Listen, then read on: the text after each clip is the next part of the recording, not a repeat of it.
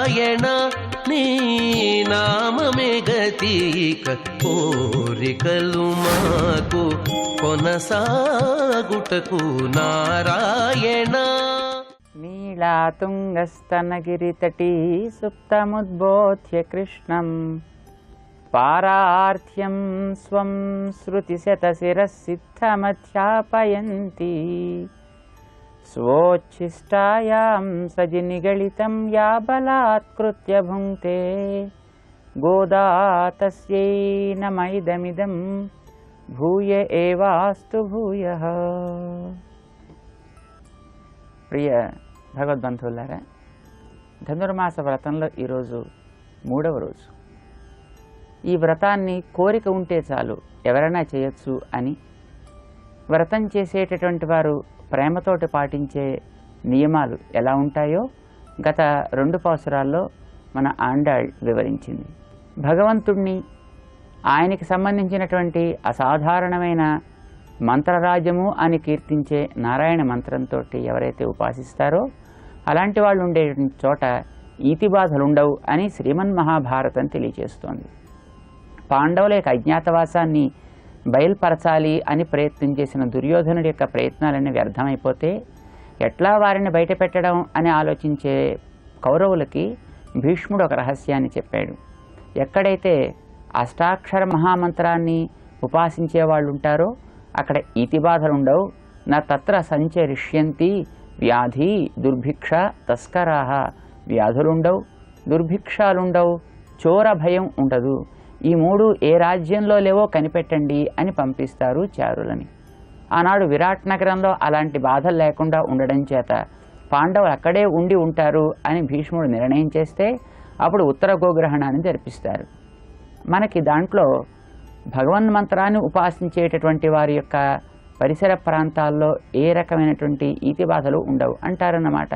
అలాంటిది మన ఆండాళ్తోటి పరివారం ఇంతమంది ఆచరించేటటువంటి వ్రతం లోకానికి తప్పనిసరిగా చక్కటి శ్రేయస్సుని కలిగిస్తుంది అండలో సందేహం లేదు. మనం కూడా ఉత్సాహంతో ఈ వ్రతాన్ని ఆచరించినట్టయితే మనం ఉండే ప్రాంతాలకు కూడా ఒక సౌఖ్యము శాంతి చేకూరుతాయి, ఈతి బాధలు శమిస్తాయి. అయితే ఈ వ్రతాన్ని ఆచరించే ఆండాళ్ భగవంతుడిని తప్ప మరొకటి దేన్ని కోరదు. ఆండాళ్ళ అనే కాదు, ఆ సంప్రదాయాన్ని పాటించేటటువంటి వారు, అంటే సర్వజగత్ కారణమైనటువంటి నారాయణ్ణి ఉపాసన చేసేటటువంటి వారు ఆ నారాయణ యొక్క లాభాన్ని తప్ప ఇతరమైనటువంటి క్షుద్ర లాభాలను ఎప్పుడూ కోరరు. భగవంతుడు ధ్రువుడికి సాక్షాత్కరించి ఏం కావాలో కోరుకో అని అంటే మొదట తన తండ్రి గారి ఒడిని కోరినా భగవంతుడిని చూడగానే నాకు ఇతరమైనటువంటి ఏ క్షుద్ర లాభాలు వద్దు అని తిరస్కరిస్తాడు. ఇది భగవద్భక్తులందరికీ కూడా సామాన్యమే. అయినా వారు చేసే వ్రత ప్రభావం చేత ప్రధానమైనటువంటి భగవంతుని యొక్క నిత్య సేవా లాభంతో పాటు ఇతరమైనటువంటి అనేక ఐహికమైనటువంటి లాభాలు కూడా కలుగుతాయి. అయితే వారికి అవేమీ అవసరం లేవు కదా, అయినప్పటికీ కలిగే లాభాలని వారు ఏం చేస్తారు అని అంటే కేవలం తమ చుట్టూ ఉండేటువంటి ప్రజల యొక్క లోకం యొక్క హితం కోసమే వినియోగిస్తారన్నమాట. వారికి అవసరం లేనటువంటి లాభాలని వారు లోకం కోసం వినియోగిస్తారు కనుక వాటిని అనుభవించేవాళ్ళ మనమంతా. మనం ఈ వ్రతాన్ని ఆచరించినప్పుడు మనకి భగవంతుని యొక్క సేవాభాగ్యం కలుగుతుంది. ఇది అద్భుతమైనటువంటి పరమ పురుషార్థం. వాటితో పాటు ఐహికమైనటువంటి అనేక పురుషార్థాలు లాభాలు కూడా మనకి కలుగుతాయి. ఇవన్నిటినీ కూడా మనం మన చుట్టూ ఉండేటువంటి వారందరితోటి కలిసి పంచుకుని అనుభవించవచ్చు. వారందరూ కూడా సుఖంగా ఉండేటట్టు ఏర్పడతాయి ఈ లాభాలన్నీ కూడా.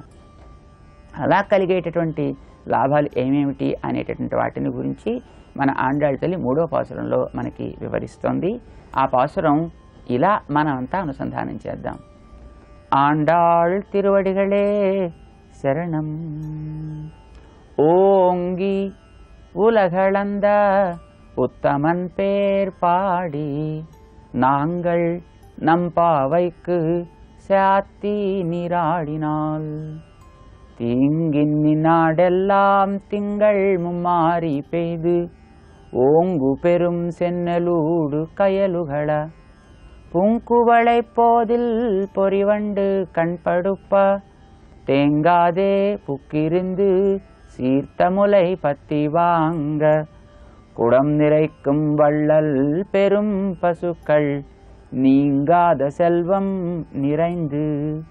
ఏలోరెంబావాయ్ ఆండాళ్ తిరువడిగళే శరణం. ఈ ధనుర్మాస వ్రతానికి ప్రధానమైనటువంటి గుణం అసూయ లేకపోవడం.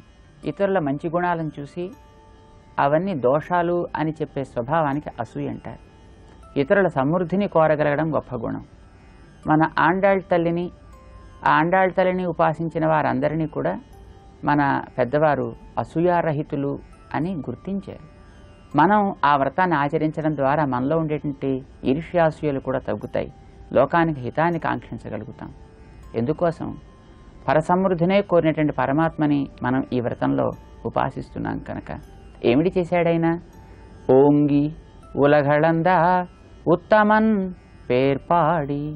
ఇది మనం చేస్తున్నాం. ఇప్పుడు ఆయన ఉత్తముడు. నాల్క ఉన్నందుకు మనం చేయాల్సింది ఉత్తముడి నామాన్ని పాడటం. కేవలం ఈ నాల్కతోటి ఆ స్వామి యొక్క నామాన్ని పాడడం ద్వారా ఆ స్వామి యొక్క కళ్యాణ గుణాలని మనం అనుభవించగలుగుతాం. మనలో కూడా ఆ రకమైన ఉత్తమత్వం వస్తుంది. స్వార్థం ఏమాత్రమూ లేకుండా లోకానికి ఉపకారం చేయడమే తన జీవితానికి పరమధ్యేయం అని అనుకునేవాడిని ఉత్తముడు అంటారు. స్వార్థాన్ని పూరించుకుంటూ ఇతరుల ఉపకారం చేసేవాడిని మధ్యముడు అంటారు. కేవలం స్వార్థం తప్ప ఇతరులకు ఉపకారం ఏమాత్రం లేకుండా చేసేవాడిని అధముడు అని అంటారన్నమాట అని భర్తృహరి చెప్తాడు. భగవంతుడు స్వార్థం ఏమాత్రం లేదు ఆయనకి. కేవలం లోకానికి ఉపకారం చేయడం కోసమే వామనావతారాన్ని తాను ధరించాడు. త్రివిక్రముడే లోకాలు కొలిచాడు. కనుకనే వేదం కూడా ఈ అవతారాన్ని గురించి అనేక చోట్ల అనేక రకాలుగా ప్రశంసిస్తుందన్నమాట. భగవంతుడు ఇంద్రుడికి బలిచక్రవర్తికి రాజ్యాన్ని సమానంగా పంచి పాలించుకోమని ఇచ్చాడు. కానీ ఇద్దరు పిల్లల్లో కొంచెం బలం కలిగిన వాడు బలహీనుణ్ణి కాస్త వాయించి వాడి దగ్గరుండే వస్తువులు లాక్కున్నట్టుగానే బలిచక్రవర్తి ఇంద్రుడి రాజ్యాన్ని లాక్కుని తనకుండేటటువంటి ఆధిపత్యాన్ని చూపించుకోవాలనుకున్నాడు. ఇంద్రుడు అది చూసి బాధపడ్డాడు. అడిగాడు ఇంద్రుడు భగవంతుడిని, ప్రార్థన చేశాడు. ఆ ఇంద్రుడి యొక్క ప్రార్థనని విన్న పరమాత్మ అయ్యో తన బిడ్డలకి కష్టం కలిగేటట్టు తాను కాస్త రక్షణలో జాగరూకునే లేకపోయానే అని సంకోచం కలిగి వామనుడైపోయాడు. ఇంద్రుడిని రక్షించగలిగే అవకాశం వచ్చింది కదా, పిలిచాడు కదా అని ఆనందంతో ఒక్కసారి ఆయన పొంగిపోయాడు, త్రివిక్రముడయ్యాడు అంటారన్నమాట. భగవంతుడు సాక్షాత్తు లక్ష్మీదేవికి భర్త. లక్ష్మీదేవి లోకానంతటికీ కూడా ఐశ్వర్యాన్ని ఇచ్చేది. అలాంటి ఆమెను భార్యగా కలిగి కూడా తన బిడ్డల యొక్క స్వరూపాన్ని స్వభావాన్ని చూసి వాళ్ళ బాగు కోసమని వాళ్ళకి నచ్చిన రీతిలో రక్షించడం కోసం భగవంతుడు యాచకుడు అయ్యాడు. యాచన చాలా నీచము అని అంటారు. అయినా ఆ పని కూడా దిగాడు స్వామి. ఏ రావణాసురుణ్ణో హిరణ్యకశిపుణ్ణో చంపినట్టు బలిచక్రవర్తిని చంపగలడు. కానీ దాతృత్వం అనే ఒక గొప్ప గుణం బలిచక్రవర్తిలో ఉంది కనుక దానికి తగినట్టుగానే తాను ప్రవర్తిస్తానని 3 అడుగుల నేలను కోరాడు. ఆనందంగా ఇచ్చాడు బలిచక్రవర్తి. దాంతో స్వామికి సంతోషం కలిగింది. మొదట బలిచక్రవర్తి తన యాచనకి కరుగుతాడో కరగడో అని సంకోచించేది పొట్టివాడయ్యాడు. ఇస్తాననగానే పొంగిపోయాడు. ఇంద్రుడికి కలిగిన కష్టం చూసి పొట్టివాడయ్యాడు. ఇంద్రుడి రక్షణ కలిగించే అవకాశం వచ్చింది కదా అని ఒకసారి లోకమంతా పెరిగేటంతగా పొంగిపోయాడు పరమాత్మ. ఆ పొంగు ఎంతవరకు వెళ్ళిందంటే సాక్షాత్తు బ్రహ్మలోకం దాకా కూడా తాను పెరిగిపోయేటంత వాడైపోయాడన్నమాట. బలిచక్రవర్తి దగ్గర నుంచి స్వామి అడిగింది 3 పాదాలు. ఒకటి క్రిందలోకాలు కొలిచాడు, మరొకటి పైలోకాలు కొలిచాడు, 3వ దాంతో బలితల కొలిచాడు స్వామి. ఎందుకోసం అనంటే బలిచక్రవర్తి ఇహలోకాలన్నీ నావి అనుకున్నాడు, పైలోకాలు నేను సంపాదిస్తున్నాను అనుకున్నాడు, నా అంతట నేను స్వతంత్రుణ్ణి అని అనుకున్నాడు. ఈ 3 తప్పే అన్నమాట. ఈ లోకాలన్నీ పరమాత్మవి, పైలోకాలు పరమాత్మవి. అందులో పరమాత్మ మనని ఒక కర్మ కోసం అనుభవించడానికి ఏర్పరిస్తే ఈ మనవి అని భగవత్ సుత్తిని మనం అపహరిస్తున్నాం. ఇది మొదటి తప్పు. రెండవది, భగవంతుడే నడిపిస్తే నడుస్తుండే వాళ్ళు మన స్వతంత్రుడం కానీ బలిచక్రవర్తి నేనే స్వతంత్రుడు అనుకున్నాడు. ఇట్లాంటి అహంభావం కలిగి ఉండడం చేత, అది చాలా పెరిగి ఉండడం చేత అతనికి బలి అని పేరు వచ్చిందన్నమాట. మనమంతా కూడా బలులమే. మనమంతా ఈ లోకంలో ఇవన్నీ నావి అనుకుంటున్నాం. ఏవో మంచి పనులు చేస్తూ పైలోకాలు నేనే సంపాదిస్తా అనుకుంటాం. నా అంతటా నేనే అంటూ స్వతంత్ర అభిమానాన్ని కలిగి ఉంటాం. ఇలాంటి బలులందరినీ కూడా తాను మార్చడం కోసం, స్వరూపాన్ని నిలబెట్టడం కోసం మన దగ్గర కూడా భగవంతుడు యాచకుడే వస్తాడు భగవద్గీత ఆది గ్రంథాల ద్వారా. అందులో తాను కోరాడు 3 పాదాలు నాకు ఇవ్వండి అని అంటూను. యత్ కరోషి యదస్నాసి యజ్జుహోషి దదాసిత్ యత్ తపస్యసి కౌంతేయ తత్కురుష్వ మదర్పణం. నువ్వు ఈ లోకంలో ఆర్జిస్తావు, అనుభవిస్తావు. అవి 2 పనులు. పైలోకం కోసం యజ్ఞాది దానాది కర్మలు చేస్తావు, అది 2వది. 3వది నా అంతటి నేను బాగుపడాలి అని అనుకుంటావు. ఈ 3 నా పరం చేయి. ఇహలోకంలో అనుభవించేవి ఆర్జించేవి మంచివి అయ్యేటట్టుగా చేస్తా. పైలోకాలు నీకు అనుకూలంగా ఉండేటట్టుగా చేస్తాను. నిన్ను కూడా ఉత్తమ ఆనందాన్ని పొందేటట్టు చేస్తాను అని స్వామి తత్పురుష మదర్పణం అని అన్నాడన్నమాట. ఇలా 3 పాదాలు తనకిమ్మని చెప్పినటువంటి రహస్య సన్నివేశాన్ని బలిచక్రవర్తి చరిత్ర ద్వారా తను నిరూపిస్తాడు. అయితే మనం ఇవ్వడానికి అంగీకరిస్తామో లేదో కానీ బలిచక్రవర్తి ఇవ్వడానికి అంగీకరించాడు. తన కోరిక ఈడేరింది అని ఆనందంతో పొంగిపోయినటువంటి స్వామి అమాంతం ఒక్కసారి పెరిగిపోయేటప్పటికి ఓంగి అంటుంది మన ఆండాళ్ళనమాట. ఎంత వేగంగా పెరిగిపోయాడో నా తండ్రి అంటూ ఆవిడికి ఆశ్చర్యం వేసింది, బాధ కలిగింది. క్రమంగా పెరిగితే అది పర్వాలేదు, కానీ ఒక్కసారిలాగా పెరిగిపోతే ఆ దేహం ఎంత కందిపోతుందో కదా. భగవంతుడిలో లోకమంతా నిండిన అందాన్ని చిన్న రూపంలో కుదించేటప్పటికి అందం అందులోంచి ఉప్పొంగుతూ ఉందన్నమాట. సౌందర్యం ప్రకాశిస్తోంది. చాలా అల్పులైన వాళ్ళ దగ్గరికి కూడా యాచన కోసం దిగి వచ్చాడంటే స్వామిలో ఉండే సౌలభ్యం తెలుస్తోంది. వీళ్లతో అరమరికలు లేకుండా కలిసి ఉన్నంటే సౌశీల్యం తెలుస్తోంది. సౌందర్య, సౌశీల్య, సౌలభ్యాదులని ఆయన యొక్క సౌకుమార్యాన్ని భావించిన వారికి ఆయన్ని ప్రేమించకుండా ఎవరు ఉండలేరు.